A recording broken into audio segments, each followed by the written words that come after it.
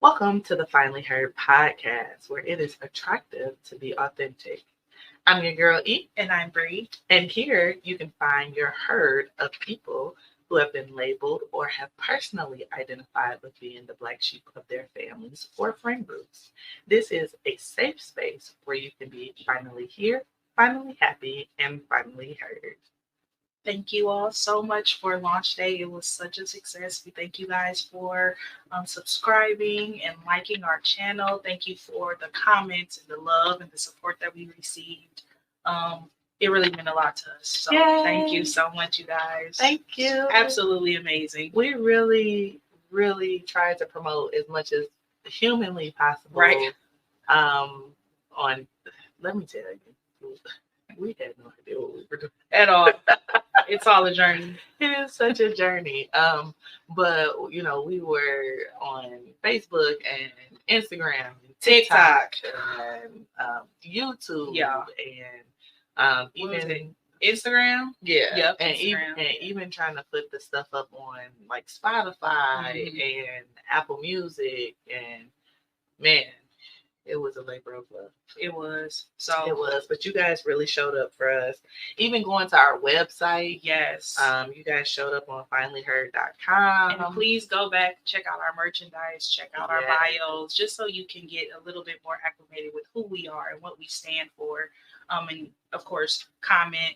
We have an email address that you can send your testimonies and stuff to. We're really looking forward to reading those and being able to be that community for you all. Absolutely. And so again, from the bottom of our sanctified hearts. Okay. Thank you so much. Thank you. So we are still trugging along. Learning and growing. Amen. Yeah. But really, thank you guys so much for your support and your love on this journey. And we hope that you stay with us. We hope that you rock with us. If you guys have any suggestions or there's something specific that you want to see, we really want this to be an interactive community. Yeah. We want you guys to talk back to us. We want your feedback. We want for you all to be able to share with us and feel like that you all can communicate with us and it not just being like us in the screen and you guys on your side. So please feel free to email us at admin@finallyheard.com with any of your suggestions or comments, or on any of our social media platforms. You can just kind of comment in the comment section, and we would love to hear what you got to say. We need to hear what you all have to say. We have to. It's very vital for us. Yeah. And our mental health. Yeah. Amen. Because we putting a lot into it. We need y'all to give us something back. Give us something back. Absolutely. All right, so today's episode is titled "Sheep Happens." Sheep happens. Sheep happens. Yeah. And this episode is where we talk about what you would tell your younger self. So if this is your first time joining us on our podcast, first of all, welcome. Thank you for being here. Come back, invite a friend. Absolutely. And we talk about what it's like to be the black sheep of your family or your friend group or your community. And today we want to talk about now that you are an adult, what it would be like to talk to your younger self, knowing what it's like to be the black sheep growing up and experiencing the things that you have experienced. What would you tell your younger self? So today we have decided to write letters to our younger selves. Baby, let me tell you, this was one of the hardest assignments, even harder than anything in college. on down. It's a process. Yes. But what our goal today and every day, like we want to have conversations and all that stuff, but we really want our podcast to also open up conversations, give spaces for us to have the conversations within our community, but also to give you all tools to bring healing, yes, and to be able to move forward. We don't want you to just sit and like sulk and be in a sad place where you can't move forward. So again, we've decided to write our younger selves letters today, and we are opening up the vulnerability walls today. Yes. And we're gonna read those out loud. So, and open and wide, like you're gonna get for me, for her. So with that said, I'm going to insert a trigger warning here. If there are young children that are with you that can hear this episode, this episode may not be the episode where they are introduced to our brand. If they are watching, you may want to either have them leave the room or just be prepared to answer a couple questions later on. We're not going to say anything or go into any vast detail in like storytelling. But there are definitely some things that they'll be like, Mom, what's that? What that or mean? What? Yeah. How did that happen? So we definitely want to let you know about that. And then if you have experienced some certain things, we do want to exude that trigger warning. Also, again, lots of vulnerability here. And we want to be able to bring healing not only to ourselves, but open up the door for healing for you all. So we want to open the door for you all to, again, be able to talk about these things, whether you all tell your story in a private way, and submit it to our email address if you want to write yourself the letter, and send it to us, or you can potentially go into the comments and kind of talk about what you would tell your younger self in the comments. But we want to open up a healing space for you all as well. And we would love to open up an area of conversation here. Now, I do want to be very clear about the comment section. I haven't been saved my whole life. nor do I declare to be a super Christian.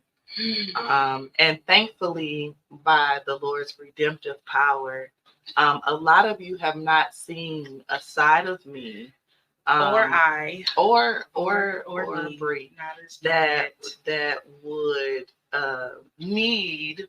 That you would need to have to see that side of us. Amen. And we don't want to bring that side out. Correct. And so we're going to ask in a very loving way that the comments stay a place of vulnerability and safety. Amen. Amen. And for some reason, if they don't, then you're going to have to find out. All right. As my mother used to tell my children, I'm spoon feed it to you. Watch your words. I think that's watch your words. Not only because we are opening up and sharing things with you, but there are other people who might share, and you don't want to stop their growth. You don't want to stop them being vulnerable to be able to ask questions or get the help that they need. Right. But if you come for any one of us, I have no problem. And here's what I also need to say. I don't have time to be able to decipher your intent. So I need you to reread your comment before you put it. Don't press send. Don't press send. And if you can't determine the intent behind it before you post it, don't post it. Because I will determine the intent. Okay, pumpkin?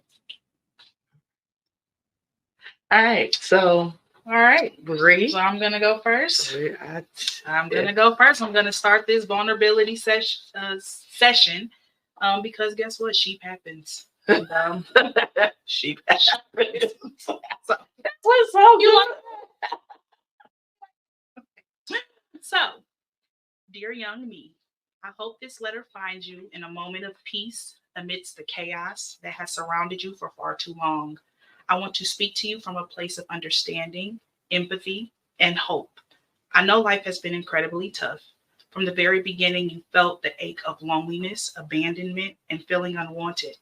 Our father's absence, our mother's distance, has left wounds that cut deep.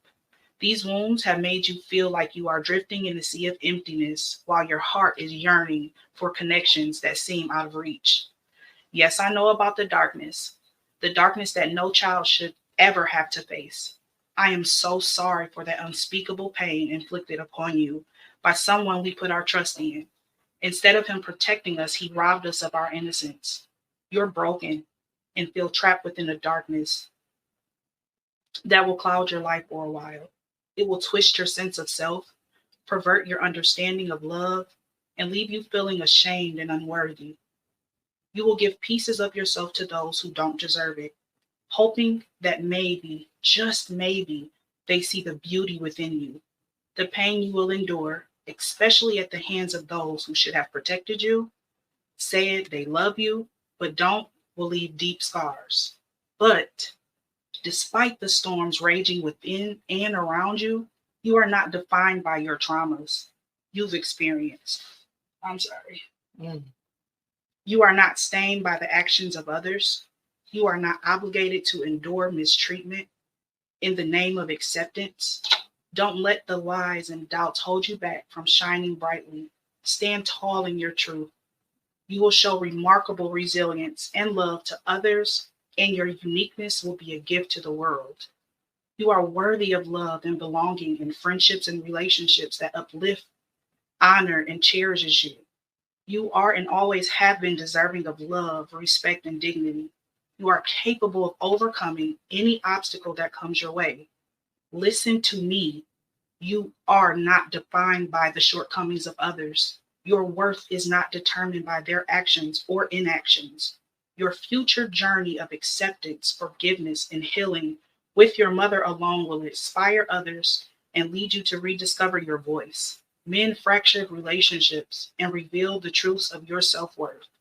Embrace your bravery, listen to wise counsel, and trust your intuition. You are so much more than what you think and believe right now. So, to the girl who felt lost and alone, I say this: the journey ahead isn't a sign of weakness, but of strength. Ignore the whispers of the devil in your ear. Set boundaries that safeguard your heart and soul. Remember, healing is not a linear journey. There will be setbacks, and that's okay. What's important is that you keep moving forward, just one step at a time. Hey, little one, it's okay to ask for help when you need it. Prioritize your own well being. Love yourself fiercely. You are precious, priceless, and an irreplaceable gem. Keep your head held high, for joy does come in the morning. Above all, trust in the journey that God has set for you. I will make this promise to you: God will never leave you or forsake you. He is walking beside you. He will guide you through the valleys and lift you up to the mountaintops. Lean on him, for his love knows no bounds. There is still so much ahead of you, so many chapters waiting to be written. As you continue on your path, know that you possess the strength and resilience to face whatever may come. You will be finally heard, finally happy, and finally free. With all my love and unwavering belief in you, your older self. Mm. Good God Almighty. Yep, I knew it was gonna happen, and I told myself, grab a box of tissue. And did I do it? Nope. Woo. How about our letters are very similar? Really? Very similar. Now, remind you guys, we did not write these together. We didn't talk about an outline. I wanted to, but we didn't talk about an outline of these stories. So you're literally getting everything authentic, straight off the press. Yeah. So, and we did them last night. Right. So that we wouldn't talk about it. And did not talk about them at all. So fresh reaction. Right. Okay. Actually, I did mine this morning because I was disobedient. So how about that? And I'm procrastinating. Excuse me. Okay. Dear little, dear little Erica, Big Erica here to let you know a few things. The music that you hear in your mind is perfectly fine, but everyone doesn't hear a song. It's a symptom of being neurodivergent. They also won't know what that means for another 15 years or so, so be patient. That fast beating in your chest all the time and your hands being sweaty is actually anxiety. You won't find that out until finals week in college when you pass out and scare the mess out of everyone. Those stomach aches you always get really bad end up being Crohn's disease that goes misdiagnosed for years. And that competitive nature that you got um, to be that you got will from your dad will probably be the most beneficial thing that he gives you, but it will quickly turn into jealousy and envy if you don't use it correctly. So find a really good way to use that correctly. You've had some important questions early on in life about why you were born into the family that you were born into. Unfortunately, you never get those answers, but you do get settled with it's all a part of God's plan for your life. And He needed you to have your mom and your dad for some character traits and some character building. You'll feel unnoticed a lot. I beg you, don't start to crave attention in the wrong ways. Don't try to prove yourself to men and put yourself out there to show that you are too desirable to the opposite sex.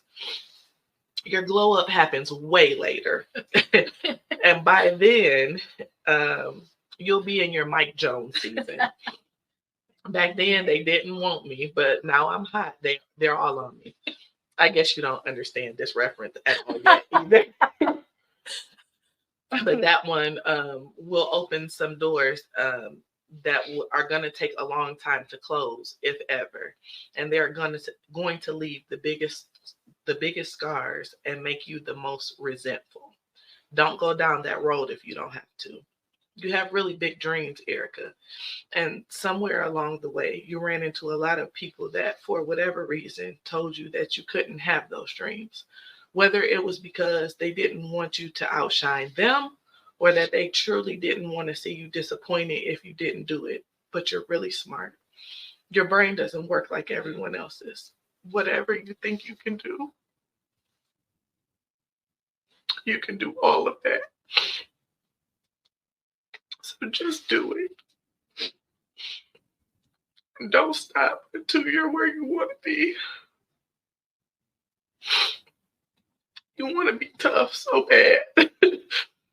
And it's really because you have a really big heart and you learned at a very early age that it gets easily broken. However, a hard exterior is counterproductive. You won't learn this until it's too late. It comes off as brash and mean and not tough at all.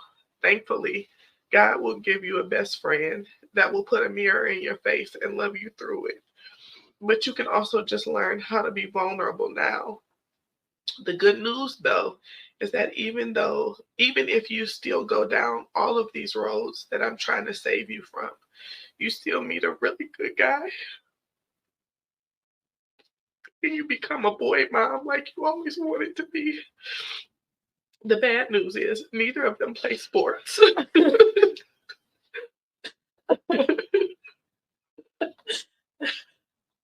Your 30s end up being really tough. And that self confidence thing wreaks havoc on you and your relationships and your friendships for a very long time. But that faith that you have now and how confident that you are in God and that He is capable and never leaves and always guides you through, even though you give up on Him for a while too. Honestly, either way, you'll be just fine. I would prefer that you take the easier way, because the way that you ended up choosing was hard unnecessarily, and there's an easier way out. But God loves you either way, and He's chosen you for a day like today. And you'll be great, and you're already great. And I hope that you figure out a way to love yourself through it. Love, Big Erica. That's beautiful. Good God Almighty! I didn't think I was that much. That was absolutely beautiful. Gee whiz.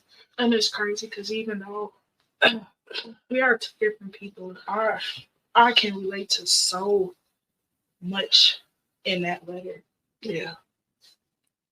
I really didn't think I didn't cry at all when I was writing it. I promise you. Like a baby. I did like 3 different copies of mine because I'm like, no, I can't say this, and I don't want anybody to think that, and I don't want to hurt anybody's feelings, but our truth is our truth. Yeah. And I don't know, even though I wrote this, I also know that everything that I went through, I had to go through that. I would not have been who I am today if I didn't go through those things. So I'm right where I'm supposed to be. Yeah. Because just a small thing, like if, let's say I chose the Coney Island over McDonald's. Mm-hmm. I told my younger self that I don't know what would have met me at McDonald's and how that would have changed the whole trajectory of my whole life. You think, okay, well, if I would have went to college, then this for me. If I would have went on and finished it all like I wanted to, then my life would be this way. But then I might not have my sons, or maybe my mom, or for a little girl like me who wanted her dad so bad, if my dad was in my life, oh, it would be great.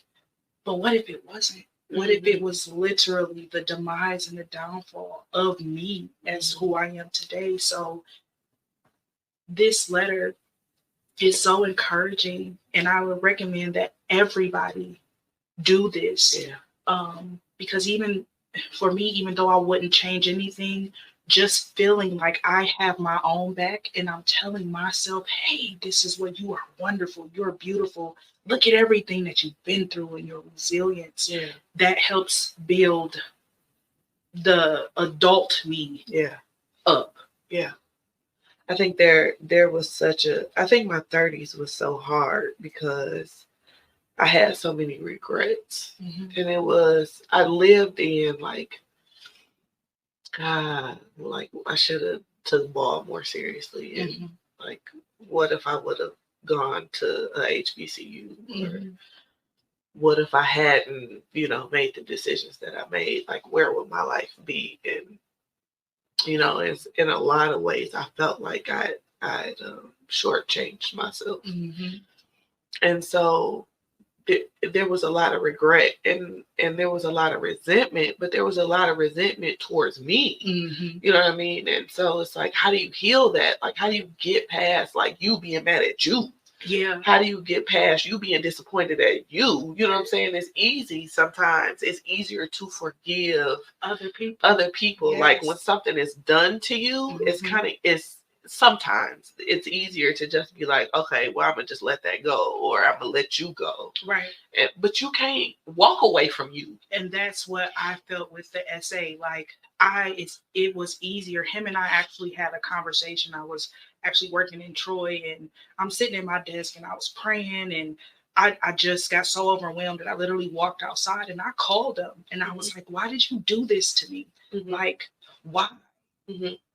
And then all of the memories started flooding back, and I literally told him like, yo, I forgive you. Mm-hmm. But the person that is hard for me to look at and hard for me to see is myself, because I feel like I let myself down. Mm-hmm. At a certain point, I began to accept it. Yeah. Not only accept it because my nature was woken up very early, it started to become normal. I normalized the behavior, not just the behavior, but the feeling of it. It was a feeling that I craved and I didn't know what to do with. So I went searching, and I would allow it to happen simply because it was, I became okay. It has to be okay. This is just what it is. Yeah. So I've hated myself for so long. Yeah. Because I didn't fight back until I fought back. Right. But not even realizing and giving yourself grace for the fact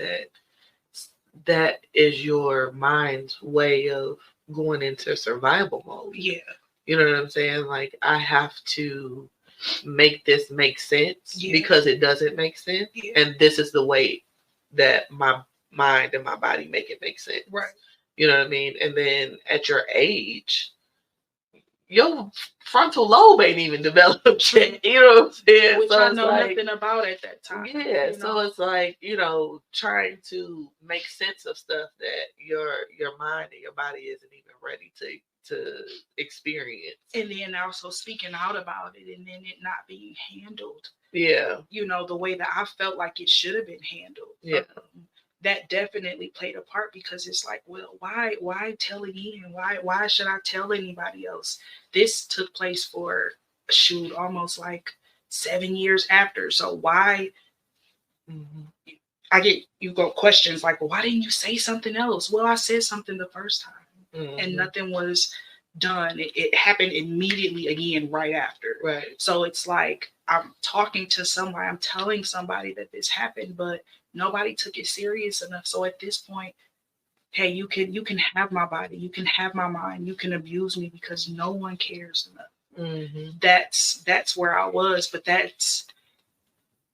should have. Yeah. I should have. My sense of who I was totally just snatched from me because I didn't feel like worthy enough to talk, to tell, or to stand up. Yeah. And I never experienced something to that degree, but I was the type of person who would ask for help when I needed help. Like I would get to the end of myself, and then once I did all that I knew I could do, then I would ask for help. And then when you didn't help me, then it would be like a check mark in my mind, like, oh, can't count on you. And it created like a hyper independence within myself of, now I can't count on nobody because all of y'all have left me down. Right. So then I got to a point, which is why my 30s was so hard, where instead of me having a list of people I could go to, I had a list of people I couldn't go to. Right. You know what I mean? Right. Like, can't count on you, can't count on you. I'm supposed to be able to lean on you, can't. Right. You're supposed to be able to call you, I can't. Supposed to be able to talk to you, can't. You know what I'm saying? And so then it makes you feel like siloed and like on your own, like, island all the time. And you start to go crazy. Absolutely. You really do. And you really, really do. There's no way out. Nope. Or you feel like there isn't a way out. Like I know there's times where I literally felt like, and maybe that's why I never really wanted to go on a cruise, because I never. Oh, the claustrophobia of it. The fact that I'm sitting, get me out of here, on water by myself. There's no land. There's nobody around to help me. I've lived in that in my mind. In my mind. Oh yeah. So like I think that will be like in real time. Yeah. Yeah. No, I can't. I can't. Oh yeah. I think it's just traumatizing because I felt like that all my life. Yeah, I went on a cruise. Oh yeah. And the first day we docked, I was up at like 6:30 in the morning, like in the line, like I'm gonna go on land now. And they were like, but you don't have to get off the boat at 7. And I'm like, move now. Did you actually went on like through the whole cruise? You got through the whole thing? Yeah. Did you go outside, like just to look around? Yeah. Because I like water. And so like the first day it was like, oh, look at the water, it's beautiful. And then the nighttime when it was like abyss, like you can't see anything. So it's like pitch black. It's pitch black. You can't. No. And I was like, ooh, Holy Ghost. And I really had to be like, okay, I'm going to bed. Like I'm going to sleep. I can't. And then that next morning was we were docking and I was in line. Like I'm getting off the boat. And then I was on land for as long as we could physically be on land. And they like, you ready to go back? No. I would have cried. I would have been kicking and screaming. No, I'm not going to. Call me. By that 5th day where you on the water the whole day, I'm like, I'm ready to go home. Oh no. And I ain't been on the boat since. Not on the cruise. Now if we go on a yacht on like a day party, like that's cute. That's cool. I can see the lane. I can see. And I know we going back today. Right. Yeah. No.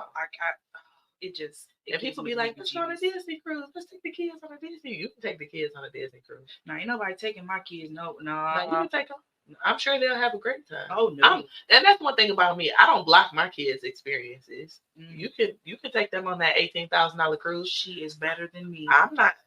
Oh no, y'all want to go on a cruise when y'all turn 18 and y'all responsible for your own self, your own life.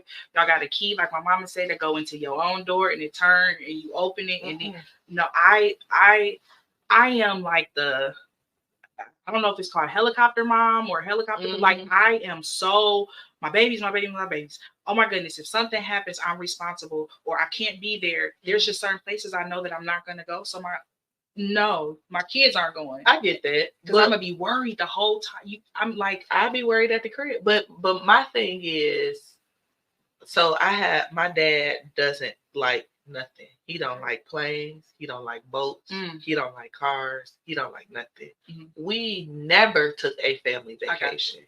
Ever. And so my thing, ever. Nope, I take that back. We went to Disney when I was 4. Okay. And we drove. To Florida? To Florida with my cousins. Ain't that like a day or 2-day drive? It was like a 13, 14-hour drive. Oh, baby. And we was like, kill me now. What? It was horrible. And then our family vacation would be to Big Bear Lodge. Big Bear Park. Oh. We didn't get to spend the night. He would it was the UAW picnic every year. I got you. Yeah. And then we would swim, and then he'd be like, get in the car on the newspapers. And then he would drive us back. Because y'all not about to wait up. Because you're not about to get this Chrysler wet. Thank you. That's funny. So that was it. Wow. That was it. So for me, I didn't start traveling, which is why I always be like, get me out of here. I gotta go. But I want my children to be like well cultured and to be able to experience things. Even if I can't go, like whether I have to work or I have to be somewhere else, I don't want them to miss out on the experience. Yeah. Or even if it's fear, if I'm scared. So like if there was an opportunity where my husband's uncle was like, hey, send him out here and yeah. I've said that I was going to do that. Have at it. My cousin stays in North Carolina. My aunt stays in Florida. I'm like, oh yeah, I'm going to send them for a summer. Goodbye. I have yet to send them for a summer. Bye. And I think a lot of that, once again, has to do with my trauma. I need to, as much as I can, as much as I have control over that, I need to see, I need to know 112,000 that they are safe. And I know realistically that is not possible. But I think for me to be able to be comfortable within myself, the more I'm there, the more I can kind of herd. That's funny. Like that. I see what you did there. I prayed a prayer when both of them was born because of the state of our world. I said, Lord, give me the tools to be able to be the best mom to these boys that I can be. And then everything that I cannot do, I need you to. I can't be everywhere all the time. They could be at home and something could be happening. It could be a babysitter. It could be a family. You just never know. You know what I'm saying? I can't be everywhere all at once. See, I prayed a similar prayer, but see, my problem is, which I'm pretty sure other people can identify, which pray for me. But it's like, God, take them. And then it's like, well, wait. Hold on. I got it now. And it's like, no, Lord, I can't. They no, you can take them again. And I'm like, but wait. So I can't do it because I don't have the capacity, and I know I don't, because my children need more than I can give them. Yeah, and I love them too much. Yeah, to hold on to them like that. Yeah, because I feel like I would be doing them a disservice of holding on to them like that, knowing that I cannot do everything for them. Yeah. I have to give them back over to God. And God can tap me in. Yeah. And be like, hey, big dog, your turn. Right. Okay, I got it from here, Jesus. Right. All right. But okay, nope, I'm out. here you go. They yours again, because I ain't got it. Right. You know what I'm saying? When they go to school, all the craziness that's happening at schools and stuff. Jesus, I need you to watch them. Because they yours. Yep. So, I get it, and I be there. Do your big work, big dog. I really do. Certain situations, I'm like, yeah, God, you know, you got it, and in other situations, I be like, okay, Lord, you know, like you said, tap me in, but I don't have as much as I want to. Yeah. I don't have everything that they need. I don't have every word of advice. I don't have, you know, all of the means to actually do everything that they need. I don't know what their life is going to turn out. I don't know what it's going to be. I don't know what it's going to require. Yeah. So I do have to learn how to give them over and keep them there. Yeah. You know, but that goes with trust, which is why it is so important for us to like learn how to really trust in God. And we have to go back through our past. We have to talk to our younger selves. We have to kind of redirect and recorrect some things that maybe have been wrong, to better our relationships, because like Pastor DJ says, our horizontal relationship has to mirror our vertical relationship. So if I don't have a good relationship, if I'm not really going after God and I'm not trusting him with everything that I have in my heart, then all the relationships that are horizontal, they're going to be affected. And I have been a product of that.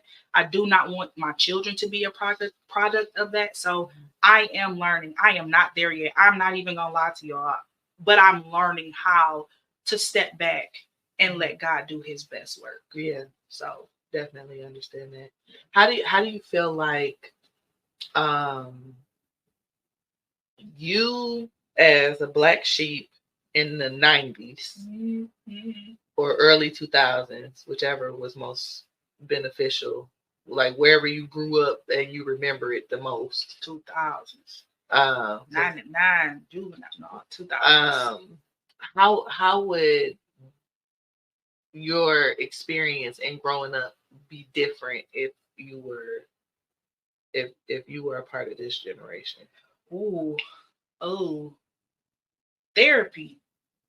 The fact that it's more prevalent now? Yeah, like people are, it's always been there. Yeah. But it's been that stereotype, like I said the last episode, and if you haven't went and checked it out, I'm gonna need you to run that back, please do. But the stereotype is that, you know, what happens in my house stays in my house. So I think for me, therapy and being able to talk to someone, I think that would be one of the main differences for me. And what else? Let me see. 2000s. Yeah, that pretty much was it. I didn't have anybody to talk to. I didn't have anybody that I related to or that understood me. I also think that now, though, there's different type of diagnosis for things. So you have more of a community, more people like you to kind of help you through some things that we didn't have before. They didn't know was knowledge we didn't have access to. Yeah. So like you said, neurodivergent. Okay, this is what's going on. That's what's going on. But I didn't know none of that stuff. Me neither. So I think for me it would be social media. Ooh. In a good way and a bad way. I was about to say, explain that to me. So in a good way, because I think that the pro in social media is that our kids can find their people at a younger age, and they don't feel so isolated if they feel different. And even if they don't feel, you know, like a part of something in their school or their church group or whatever, you know, they can find their people anywhere in the world. Right. You know what I mean? And they can feel like they're a part of something bigger than them, which is amazing. Right. They also have access to more information than we did on their level. Yeah. And they're brilliant. I mean, they're always brilliant, but you know, they can receive information differently. And they have like a freedom of expression. Like, yes. And they can just be who they want to be. Yeah. Yeah. And with no judgment behind that. Right. But I think that it's tough because they have more information available to them, Mm-hmm. and it's not given to them in a sense of when it's Age appropriate. Yeah. Yeah. So you have 9-year-olds learning about stuff that they probably shouldn't have access to until they're 16, 17. And it's all out. Like there's no codes, there's no filters, nothing. It's in everything. You want it, you got it. Yes, in cartoons now, the subliminal messages and all that type of stuff that are in cartoons now, to where kids, my kids are coming back like, well, Mom, what this mean? I'm like, where you get that from? Mm-hmm. Oh, well, SpongeBob said, or well, I saw this on, Victoria Justice or whatever. Yeah. All these little shows be in. So I was watching a podcast called Gin and Juice, and one of the young ladies, Melanie, she used to work for Netflix, and she also used to work, I think, for Cartoon Network or one of those cartoon-based shows. And she said that there is a term called an Easter egg, and illustrators literally put certain stuff in cartoons and children-based shows to see if you'll catch it. And it's meant for the editors to catch it. And if they don't catch it, it makes it into production. Oh, no. Are you serious? Serious. And sometimes they catch it and they leave it in anyway. And so that's why you'll be looking at like a Disney film, like, was that a penis? And or movies, especially movies. Well, did they just say what happened? Or you'll see a picture of something in the background and be like, wait a minute, was that what I think it was? Right. They do that on purpose.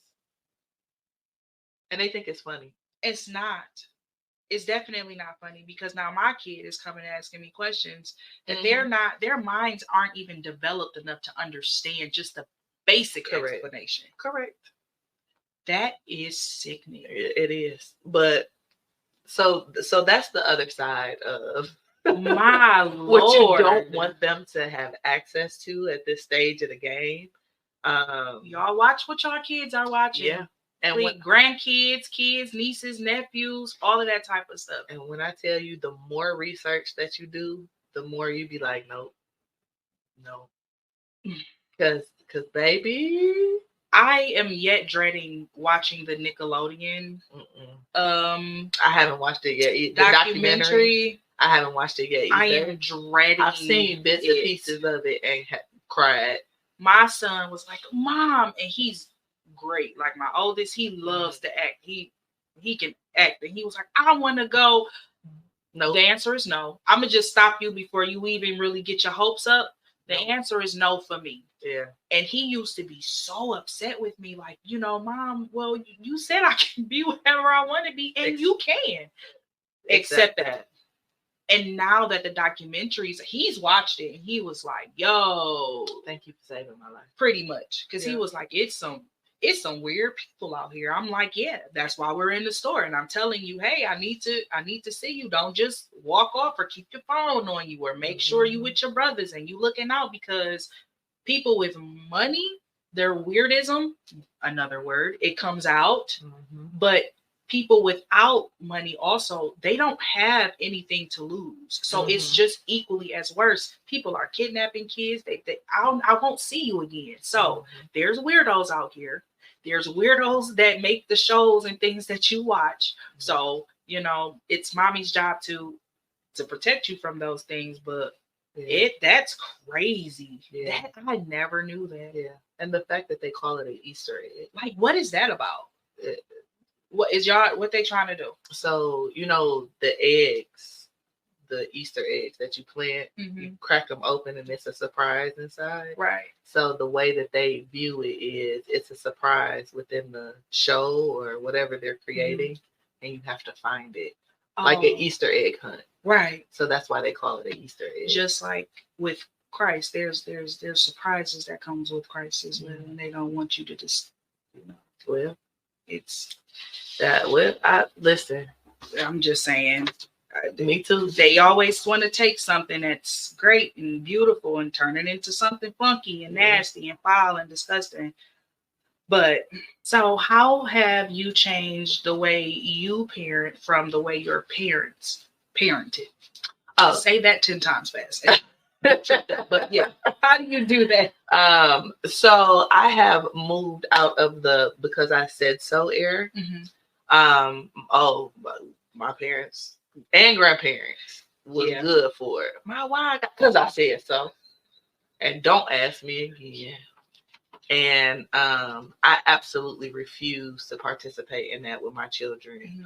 My kids ask a lot of questions, and I need them to understand why I'm making some of the decisions that I'm making as a parent. Right. Now, when my oldest son is 13, and his reasoning is starting to get aggressive. Okay. So, for example, last night he asked me for an Instagram. And I said, well, why do you need an Instagram? And he's like, because, there are certain people only have Instagram accounts, right. And I'm trying to buy stuff. And he's very much into Dragon Ball Z. And so he's like, I'm trying to get custom pieces and like this, that, and the third. And I'm like, I need you to do it through my site, through my Instagram, because, excuse me, he's like, I'm like, I gave you a Snapchat and I gave you a TikTok. I can't do no more than that because you're only 13. Right. And I'm not giving you a full certain social media. I feel like certain apps are more age appropriate than others. Yeah, like you don't get a full slew of social media to run rampant at 13. Right, because everybody else has it. Everybody else is doing it. He like, well, all I'm trying to do is today. That's all you're trying to do today. And then you get a taste of what you can do on there, and then now you out here doing Lord knows what. Right. Absolutely not. Right. Well, I don't understand. Now it's because I said so. Right. And ask me again, and because I gave you all my reasoning, you don't have to agree with it. Right. But I gave you a courtesy of explaining. Which I did not get as a child. Right. I just got because I said so. Exactly. And it left a lot of questions for me to then either try to find answers to. Exactly. Experience on my own. And it really created a spirit of rebellion. Yes. Because I'm going to do it anyway because you won't give me an answer, and because I don't see the danger in it, or I don't get the understanding of. And you haven't explained. You haven't told me nothing. Just don't. Don't do it. Why am I not doing it? Make it because you said so. Who are you? Right. Watch me jump and see what happens. And so instead of I don't want them to be rebellious. I want them to understand. But I understand that they're not going to understand everything because they're not parents. Right. So I'm going to explain it to them. And then after that, if you don't agree with me, that's cool. We're going to have to agree to disagree. But you still going to do what I said. Exactly. Period. And so now that we don't agree no more, now you got to shut up, big dog, because we're not talking about this. Right. Because I'm one thing you have to understand is I'm not your friend. Right. I will be mama friendly. Right. But I'm not your friend. I'm your mother. So what I say goes. Period. That's it. Right. But we can talk. Right. But there's definitely a very fine line between us talking and you being disrespectful. Exactly. And you kind of hitting that line. And at 13, that his voice is deepening, and then he's starting to get a little bit more aggressive with what he feels like is right. Oh yeah. And so that testosterone is starting. And so he raised his voice, and then I raised mine too. Let me explain something to you. Lean into the mic, sis. Let me tell you something real quick, big dog. My answer is no. Now, we can handle this one or two ways. And it's totally your choice. This you get a choice on. You can either use my Instagram account, one, to figure out what it is that you're trying to buy from whoever it is you're trying to buy it from. Or I can take your phone and you won't have nothing. And that's two. Matter of fact, you got one more option. That's the or in the middle. Or I could smack the taste out your mouth and drag you down Wayne Road on display. And I'm still offering 1 and 2.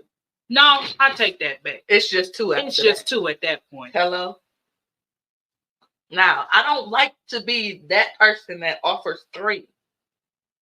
But you must know it's always. But if you take me there, I will go. Because your audacity invited me.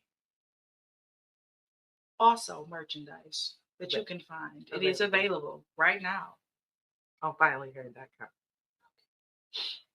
So as far as like social media, what do you feel is age appropriate for Facebook? What is age appropriate for Instagram?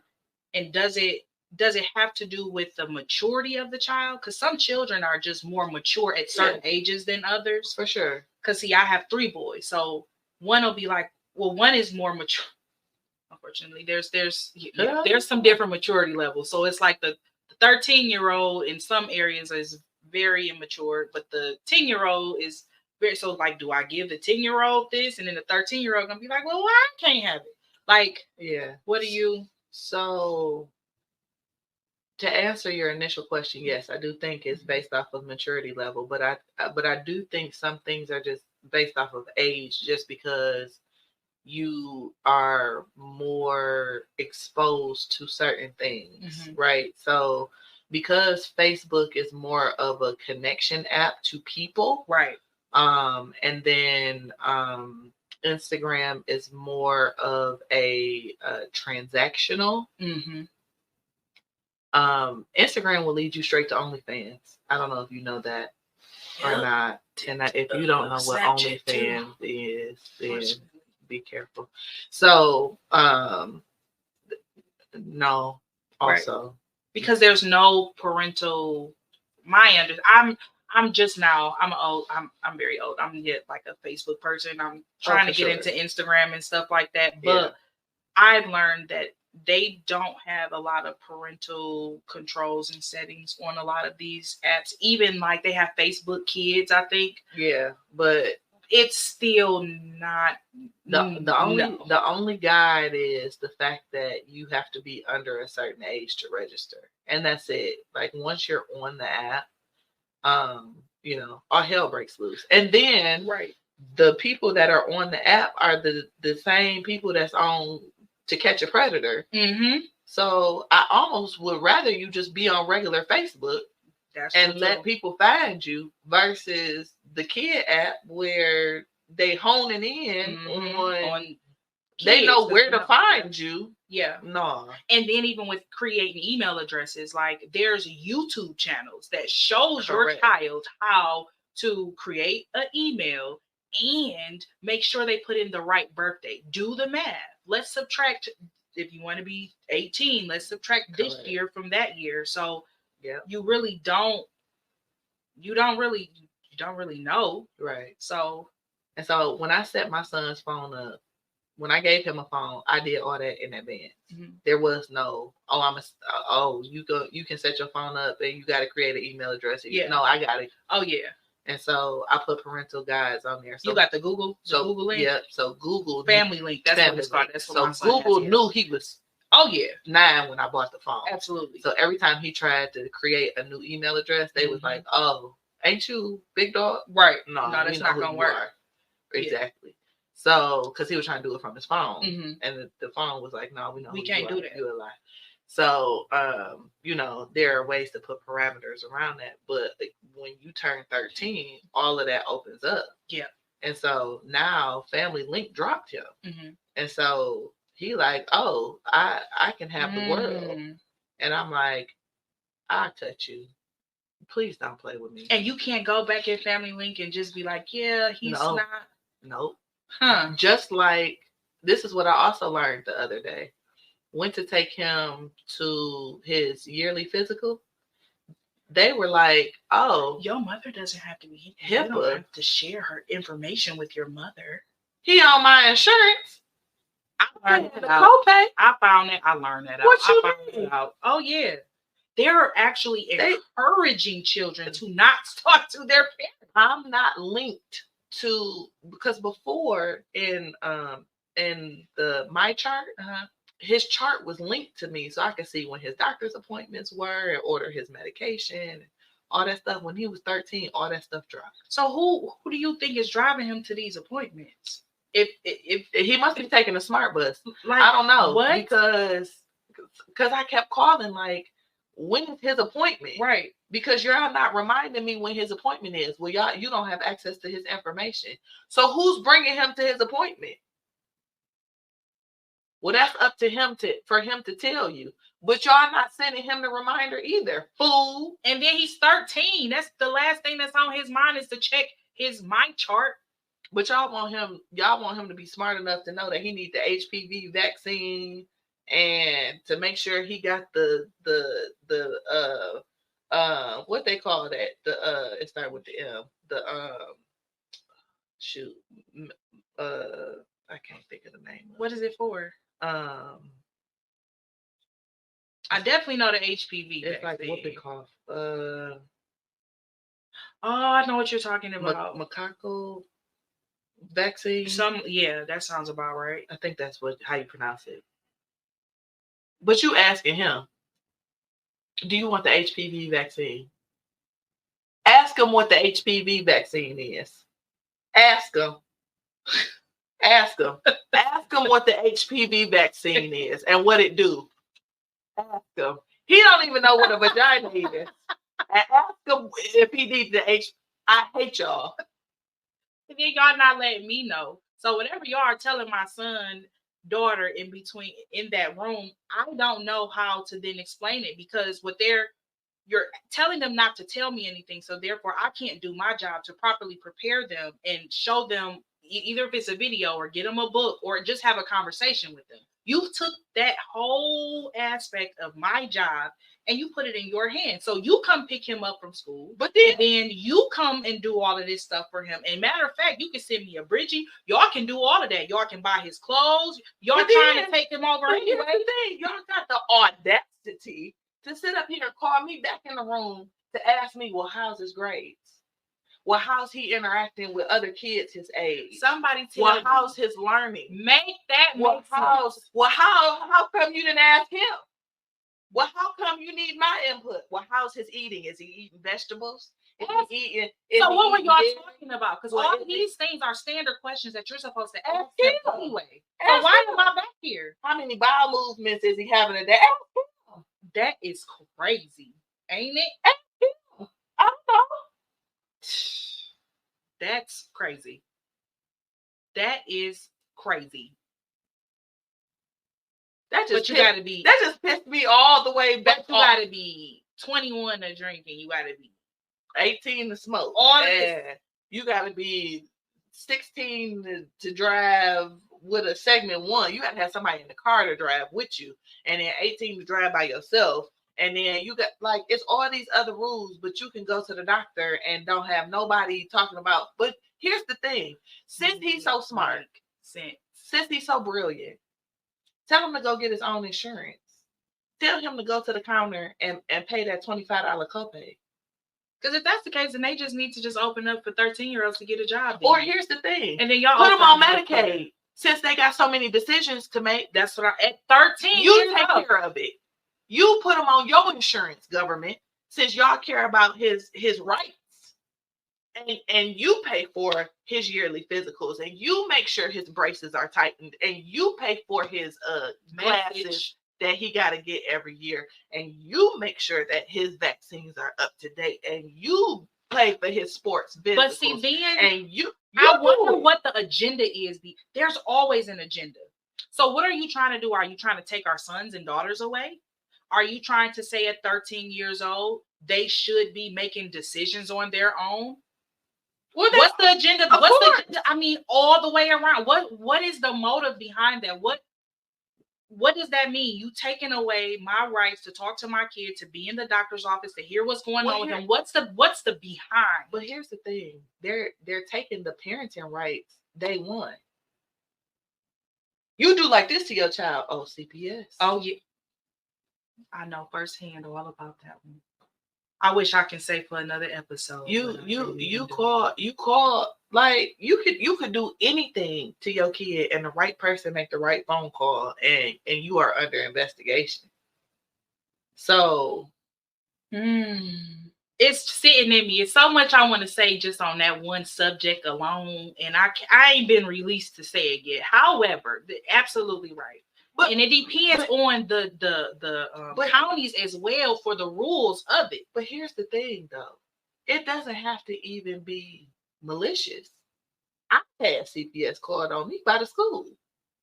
On some, one of the kids had got a whooping. Well, CPS was called on me for malicious reasons, but it was dismissed. But still, I mean, mine was dismissed too. But the point is you want us to discipline them. Yep. You want us to make them model citizens. Well, you want us to have control over them so that they're not disruptive in the classroom, so that they're doing their work. You want us to be involved parents. You want us to make sure they're, like you said, they're having a bowel movement, that they're eating, and they're doing all these things. Healthy, that they're clean, and that they smell good, and all this other stuff. They're nice to the other students. Correct.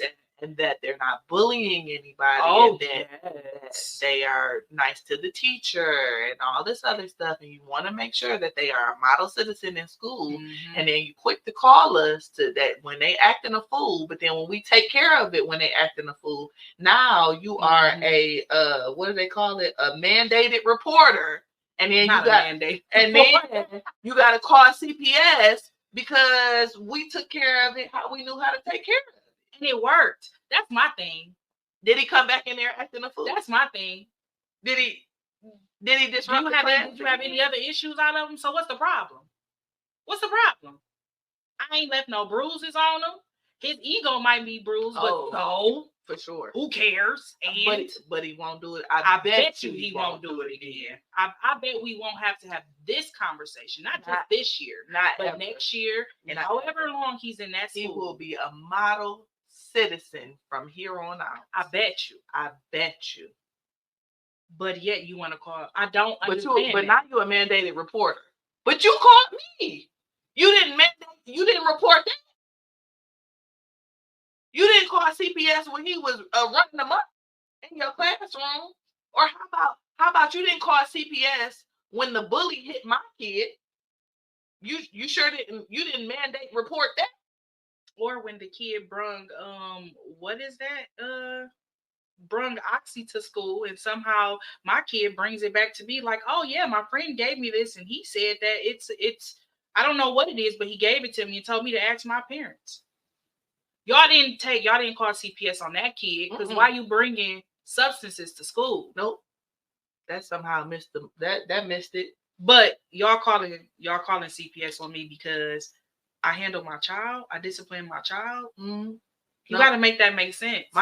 Or in my case, well, not in my case, but it was alleged that excessive exercising, like you can't have your children doing excessive exercise. First of all, we didn't. But in our household, I try my best not to physically spank my child. It is my right to do so, and I have no problem with whooping their tail. I'm going to tell you that right now. CPS, if you are listening, yes, I do if I need to. However, before I get to that point, we have what you call exercises. You do wall sits. Mm-hmm. You'll do bear crawls. Hold some books in your eyes. You know, that's what I used to have to do. Absolutely. So those are the things that we go to. But now CPS is saying, hey.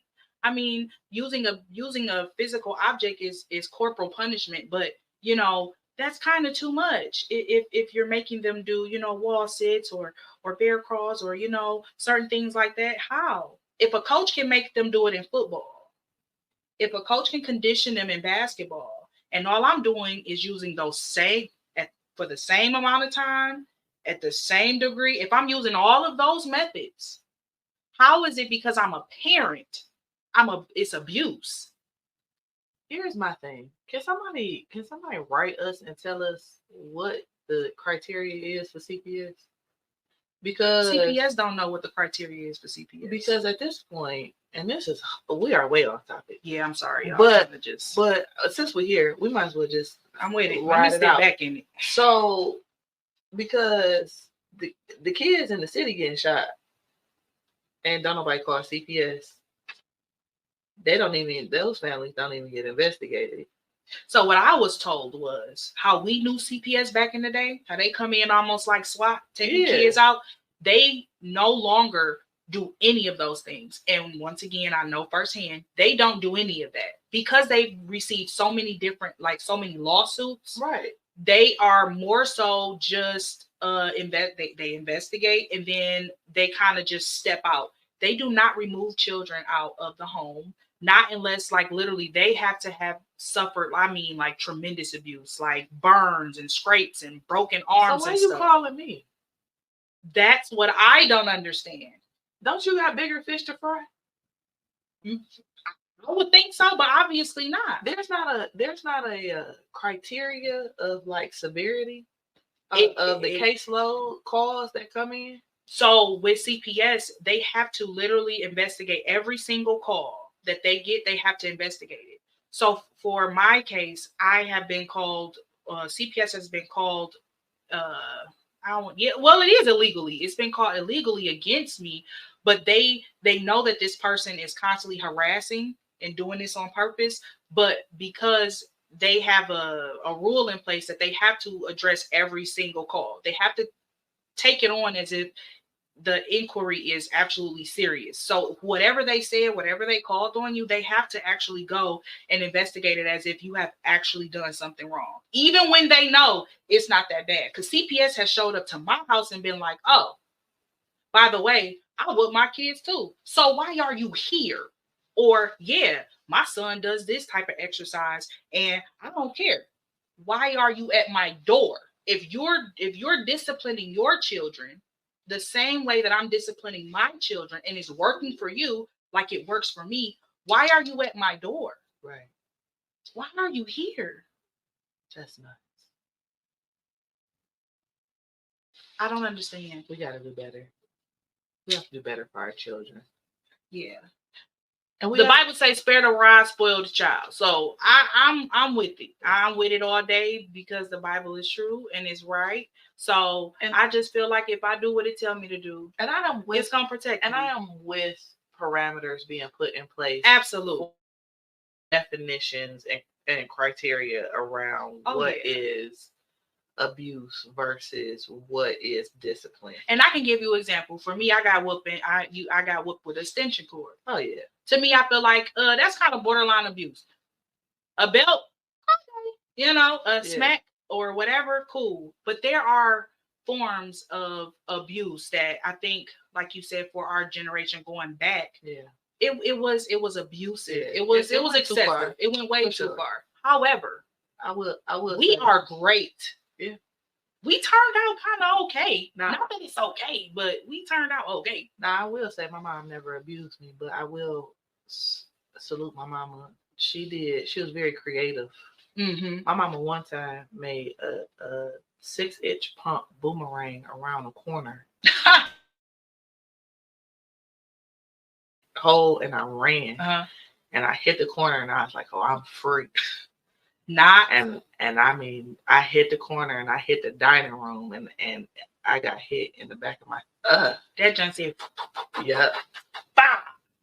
And she hit me with the heel. Ooh, I said, that's talent.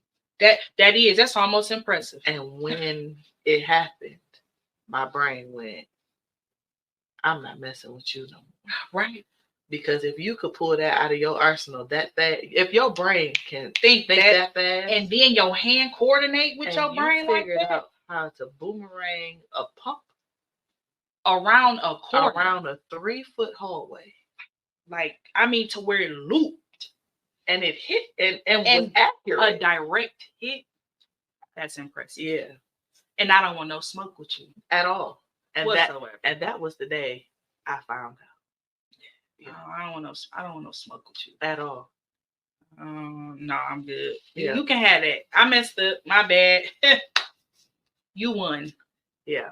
So, needless to say, as far as parenting is concerned, very, very interesting in this day and age, especially when you're parenting children that you feel like could classify as black sheep in the day and age of social media and with today's information that's out. But thankfully, we have resources. Like you said, there's therapy isn't as big of a cloud as it used to be, especially in the black community before it was very taboo.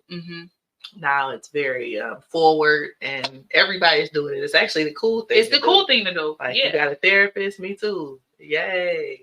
And then I think for now, also with us, we all have like a better community of, hey, we're gonna do things differently. Like, yeah, we turned out good, but there are things in parenting that our parents did to us that we probably shouldn't repeat that cycle. So I think that to have a lot of like-minded people and us trying to find alternatives also, and it not being it because I said so, or do what I say, or what stays in my house, those type of things, those mindsets being lifted, and we're able to think with like an open mind now. I think that also has an effect on how we parent and how better our children are going to be for when it's done, correctly. Yeah. Not you trying to be your kid's friend, so I'm not going to do this or I'm not going to do that. But when it's a balance of love and structure and discipline and respect and being able to respect your children as people. Yes, because they are people, and they're going to grow up to be around other people. And I say it all the time. I'm raising my sons to be husbands. I'm raising them now to be that way because that's what I see for their future. That's what I want for them. So I can't coddle. There's just certain things I can't do for them. So I have to raise them the way I want them to be. Train up a child. I'm training up my children to present themselves as great men in this day and age. Absolutely. Good for you. Thank you, girl. You're doing an amazing job. Thank you. Totally. Well, that's a wrap, family. What? Already? It is. Oh, okay. I felt like this was a great day. This was good. Now that my eyes are, dry and my lashes ain't flickering on my eyelids. And this was great. This was. I have fun. So be sure, guys, to send us your questions, shareable stories, or testimonies about your Black Sheep experiences.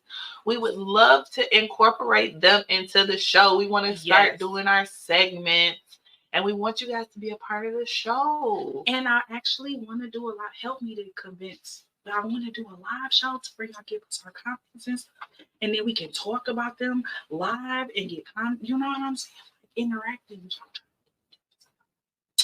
She is trying to get it done, and we would have to have a lot more feedback. Yes. So we need your help. Yes. So make sure that you send those stories and questions and testimonies and comments and all the things over to admin@finallyheard.com. Also, please let us know if you would like to remain anonymous if we're reading them live on the show. We don't want to give your information if you do not want it to be given. Right. Also, if you would like to become a sponsor of this podcast, we would love to have you. Please submit your request to admin@finallyheard.com. We would also shout you out on our social media pages as well as include you inside of the podcast. Don't forget to like, share, and subscribe at Finally Heard on all of our social media platforms. And every week, it's a roller coaster of laughs. We laugh, we cry. So we be surprises. Yeah. It be a whole bunch going on, and you really don't want to miss it. It's so much coming in the future, and you will be doing a disservice to yourself not to stay tuned and not to be involved in this wonderful community, but just with us. Yes. I think we kind of, we don't. I think we do. Yeah. Absolutely. So why not? So, and also share it. Tell a friend or two. Bring everybody in so that you can have somebody to talk about this with. Yeah. And you all can discuss it and start to open the conversation up. Don't forget, new episodes drop every Monday. So we are on YouTube. We are on Spotify. We are on Apple Music, iHeartRadio. Please, guys, share, like, subscribe, show your support.